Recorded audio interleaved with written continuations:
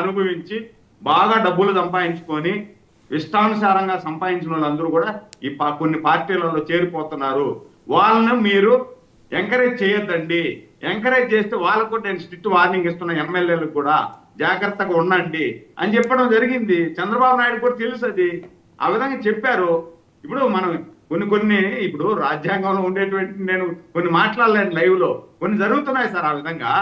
దీనికి ఇది ఖచ్చితంగా కూటమి పార్టీలో ఉన్నటువంటి సార్, నేను ఒకే ఒక ప్రశ్న అడిగాను, మీరు 2 జవాబులు దానికి సంబంధం లేని జవాబులు 2 చెప్తున్నారు. చంద్రశేఖర్ రెడ్డి గారికి మీ ప్రభుత్వానికి మధ్య కుదిరిన రహస్య ఒప్పందం ఏమన్నా ఉందా? చెప్తున్నాను కదా సార్, నేను డైరెక్ట్ చెప్తున్నాను కదా. లాలూచి పడుతున్నారు, అక్కడ ఉండే వాళ్ళు ఇక్కడ ఉండే వాళ్ళు కొంతమంది లాలూచి పడిపోతున్నారు అంటున్నాను కదా. ఇంకా ఎంత డైరెక్ట్ చెప్పంటారు sir? Right, okay. Surendra Naidu గారిని ఐ అప్రిషియేట్, ఎందుకంటే ఆయన కొన్ని విషయాల్లో కుండ బద్దలు కొట్టినట్టు చెప్తారు. వెంకటరెడ్డి గారు, ఐ థింక్ మీరేదో చెప్పాలనుకున్నారు. నేను ఒకటి, ఇప్పుడు నేను పవన్ కళ్యాణ్, మీరు చంద్రశేఖర్ రెడ్డి గారి దగ్గర దాకా వెళ్ళారు. చంద్రశేఖర్ రెడ్డి గారు నేను చెప్పే సంవత్సర కాలంలో మీరు ఏం తీసుకున్నారు, ఒకవేళ నిజంగా ఆయన కానీ చేసి ఉంటే మరి ఏం తీసుకోవాలి కదా. ఏంటంటే ఇన్ని దస్తాలు చూపించారు తెలుసా మీకు జనసేన నాయకులు ఆయన మీద ఎవిడెన్స్, నేను చెప్పేది ఆరోపణలు కాదు, ఎవిడెన్స్ ఇన్ని దస్తాలు చూపించారు.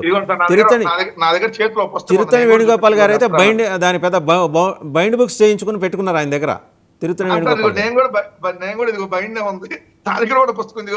మరి దాని కనీసం ఒక నోటీస్ కూడా ఇవ్వలేకపోతుంది ప్రభుత్వం. జనం అడుగుతున్నారు కదా. మాట అక్కడ దాకా వద్దు వాసుదేవన్ గారు. నేనేమన్నాను, రాష్ట్ర ఉప ముఖ్యమంత్రి వెళ్ళి సీజ్ ద షిప్ అన్నాడు, సీజ్ ద బియ్యం అన్నాడు. సీజ్ ద షిప్ వల్ల షిప్ వెళ్ళిపోయింది విదేశాలకి, బియ్యం వెళ్ళిపోయిన విదేశాలకి. ఆ బియ్యం ఎక్కడి నుంచి వచ్చింది? అది నిజంగా ఏదైతే ప్రజలకి పంపిణీ చేసేటటువంటి పీడిఎస్ బియ్యమేనా?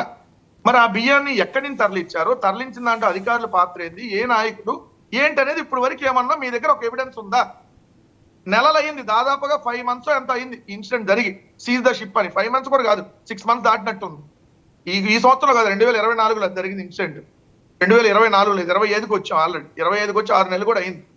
మరి దాని మీద లేదు కదా. ఇదేంటి ఊరకు బురద జల్లాలి, ఎవరో ఒకరి మీద బురద జల్లేయాలి, ఏదో జరిగిపోతుందని ప్రజల్లోకి తీసుకెళ్లాలి. ఈ తాపత్రయం తప్ప వేరే ఏమన్నా ఈ ప్రభుత్వంలో కనపడుతుందా? నేను అడిగింది క్లియర్ అది. రెండోది, పోలీసులు యాక్షన్ తీసుకు